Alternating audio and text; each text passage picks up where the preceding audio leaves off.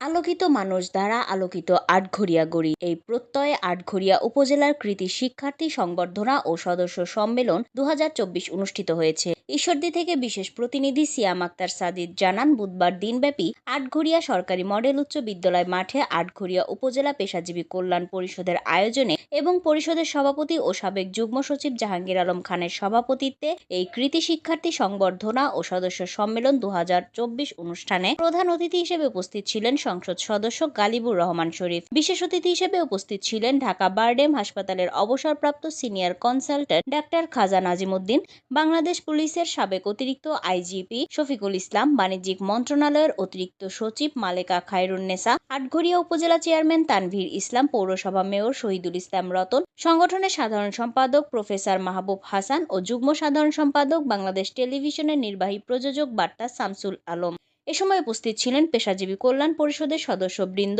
শিক্ষক, শিক্ষার্থী ও গণ্যমান্য ব্যক্তিবর্গ।